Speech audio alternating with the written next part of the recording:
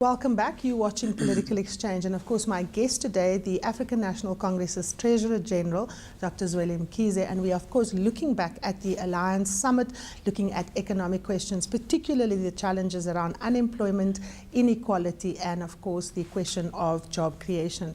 Dr. Mkhize, the big question that many ask is, you know, when are we going to stop talking and start doing? The question of implementation is a big issue.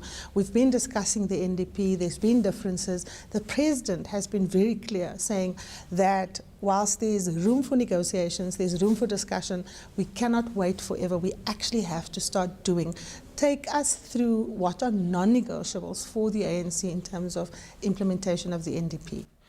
Well, to start off with, the ANC believes that the processes of implementing the NDP are starting. There's a huge amount of planning that has been done, the coordination, particularly on the side of infrastructure. Right. And we need to actually look at the amount of progress that has been done here. It's actually quite encouraging. What we need is to scale it up. Mm-hmm. And I think the infrastructure investment is one of the major ones that are going to be important. What I believe also is important is to see how, apart from the government's investment in this one, we should be able to get the private sector to come on board on the matter. And then, of course, you know, I believe that the area of which is also very important is the area of skills development. You would have also seen that there's an effort now to try and ramp up and upscale the training to universities that are going to be on stream in the next year or so. Mm-hmm. And then, you know, the increasing numbers at FET levels. Particularly what I've liked is the whole approach of articulation, so that somebody can start at a lower level, right, and then slowly grow up until they can get very high postgraduate level, having started, you know, at artisanal training, and slowly upgrade themselves up. And a lot of this is actually beginning to come up. And as far as the government is concerned, the commitments have been done now. 2 weeks ago, where the government's lekgotla, wherein provinces were brought in, big metros were brought in, the national government, everybody was brought in, and there was only one question. The president said, you know what, I'm not interested in the whole discussion. One question, implementation, when do we start? And the approach was, it is going to be heavily monitored, and there has to be action on those who are not implementing. I think there's good enough, you know, a strong enough goodwill from the side of government. Mm-hmm. And if we engage more of the players, we should be able to see something coming through in the process. There are lots of issues that we're going to be having to discuss. For example, part of the issue that has been raised very strongly from the federation, from the labor side, is about the protection of the workers in terms of the minimum wage. Mm-hmm. Now, there's a whole debate in there because if you look at the issue of the minimum wage, you know, it's about protecting the workers. But then as you move on, there are sectors that might begin to have a difficulty. That, for example, you take this, the difficult area of agriculture. There's a lot of strain that is being felt there. Indeed. I wanted to come in there. The big question there for the ANC was, of course, that some in the ANC believe that the entry-level wage is perhaps too high, and because of that you threaten some industries, but also in teaching, for example, because the bar has been raised so high, you have then a problem with how do you reward those teachers who do well, who stay in the system, because your money has all gone to those who've come in. How did you articulate that to the trade unions? Because they would obviously have a different view. I believe that's a debate that we're going to hold for a long time. Mm-hmm. Because it's not only that as the issue. There's a problem of how do we deal with the unemployed? And then how do we deal with the small business? How do we deal with the small cooperatives?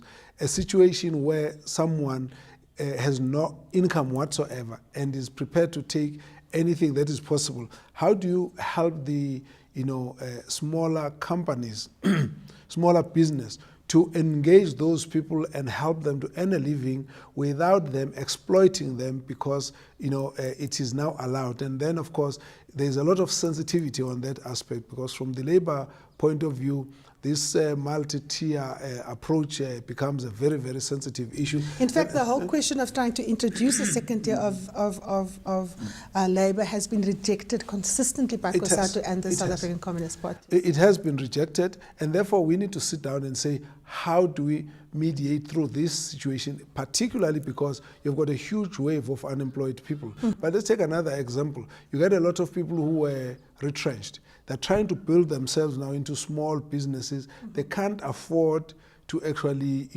pay those that they employ into that. For example, in the clothing and textile, area, but it becomes one of them. But are you suggesting, Dr. Mkhize, that smaller business should be exempted from paying a living wage?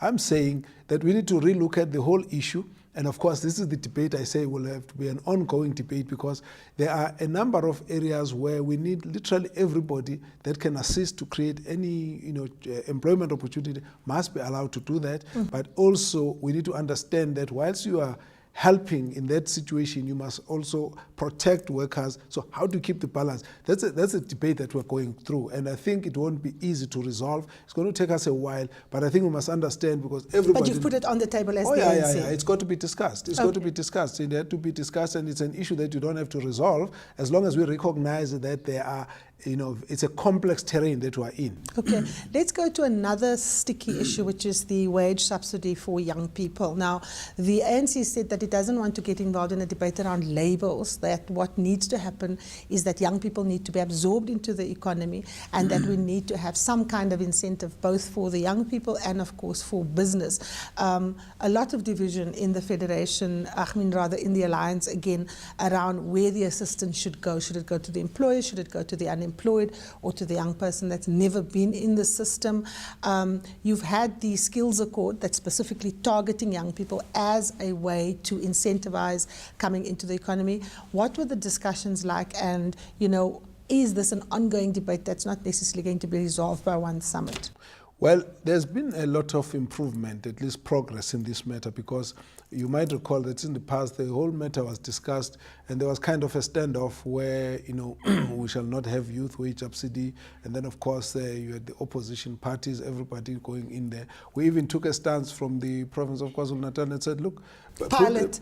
Bring it here and pilot the thing, because we understand, if you look through the debate on this matter, the issue is highly controversial if you call it youth subsidy everywhere, because the question which the unions have been asking is, okay, if you bring in this subsidy, you are bringing the subsidy to, business who should in any case have been, using their own, profits and to grow their own businesses and then employ people. Now they're going to save their money and then use this subsidy. And they're possibly going to displace older workers then by of course they talk about people. the revolving door, the displacement, where the older people who are well paid, who are secured, are now being replaced by younger, inexperienced workers and all of that. And therefore we had to move the matter towards the direction where we say it's got to be linked to protection of those who are in place, so that there's no revolving door or displacement, where there has to be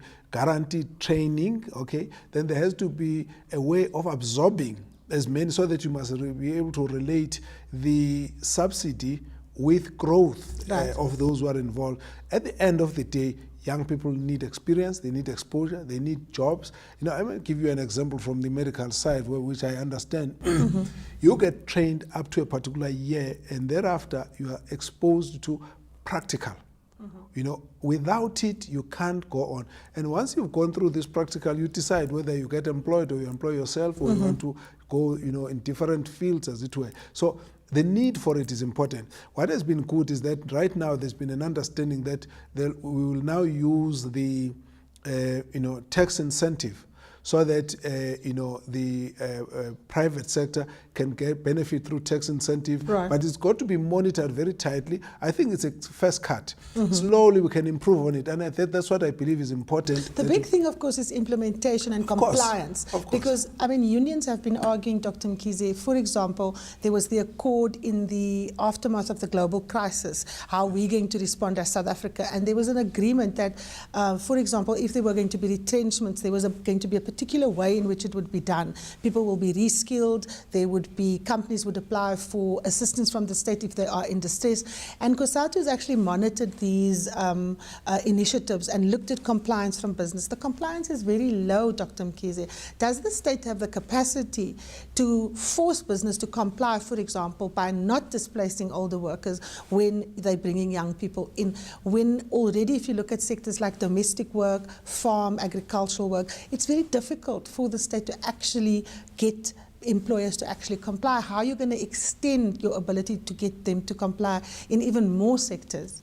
Yeah, the real challenge is that a lot of these accords really rely on the initiatives of the participants, so that there are things that the government can enforce. There are things where we need a social compact, where everybody takes where everyone needs to act in good faith. Exactly, you act in good faith, you act on the basis of your responsibility, you need the other side to help you, you also are prepared to make a contribution, and this is what we're really saying needs to be done. That's why more conversation also needs to be done with the business, so that, excuse me, more conversation needs to be done with business, because at the end of the day, you know, it's well and good to monitor. Okay, but what is most important is for South Africans to say, we're trying to take our country to a particular vision in 20 years. We want to make a contribution. We're going to make sure that we grow the economy. We're going to make sure that we build more skills. We're going to make sure that we bring more younger people into employment. We're going to make sure that those who are, you know, languishing in poverty can be assisted. We're going to make sure that we actually focus on a better South Africa in the future. And that is the vision that's important. But for visions to be implemented, for social compacts to work, you need a degree of trust. You need leadership from all the groups to understand that your futures are inextricably linked. Yes. From where you're sitting, Dr. Mkhize, is the vision there? Is the trust there? If you look at how, for example, the social partners in the mining sector are behaving, many people will say there's a trust deficit. Yes. And you need literally to stand there with a stick to beat everyone into compliance. How do you build trust? Well, I think the starting point has been good, having this national development plan, because it basically takes us where we should go as a country. Doesn't mean we're going to agree on everything. So let's now say, in the march towards this very kind of equitable society we're trying to build, right, how do we get everyone to contribute? And then move along. I think the starting point of initiating the debate and the engagements, you know, what the Deputy President on behalf of government is doing in the mines and so on, is a starting point. Right. Where we are today and where we will be in the next few years will be very different. But what is good is that we've got a framework that's going to guide us in the direction that we're taking. And that, for me, is what the strength of where we are is. As opposed to where we might have been in the past, I think there's a realization that everybody has to work together. There's also a realization that there is a framework we can utilize in the direction. But of course, when we are not happy with each other, we can use you know, the debate to try and improve on the process. But I think it's important to say, participate, commit yourselves, and then makes monitoring much easier. Final question, Dr. Mkhize. The Trade Union Federation, COSATU, is going through a very difficult process. There's a lot of internal wrangling, the suspension of the General Secretary, Zweli. To what extent are the divisions in COSATU you know, impeding the functioning of the alliance and the commitment of all the partners to see some of the processes through? We know that several of COSATU's top leaders also serve on the African National Congress's National Executive Committee. Are you worried that the divisions in COSATU are going to impact on the work of the alliance and is going to, in some instances, affect the very future of the alliance? People have been saying COSATU might split and it might be the precursor for a split in the alliance. For the alliance to survive, for the alliance to succeed, it's got to be strong, it's got to be united as an alliance, which means there should be unity across the different components of the alliance, you know, good communication, solving problems. On the other hand, each component needs to be strong. There is no component of the alliance that can be affected by divisions, splits, conflict, factionalism, and does not infect the rest, because there's you know, cross-membership here. And therefore, ANC is concerned, and the ANC will do everything it can to assist in the, you know, strengthening of the components of the alliance.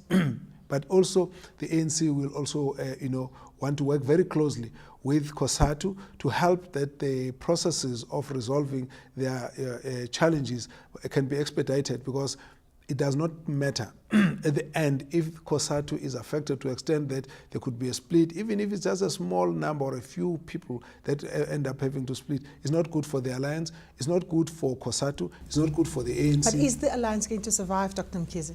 No, well, the ANC and the alliance have to work to make sure that every time there will be new challenges, and we must always rise above the challenges and make sure that we unite the alliance, resolve the problems and move forward. We don't have an option of splitting.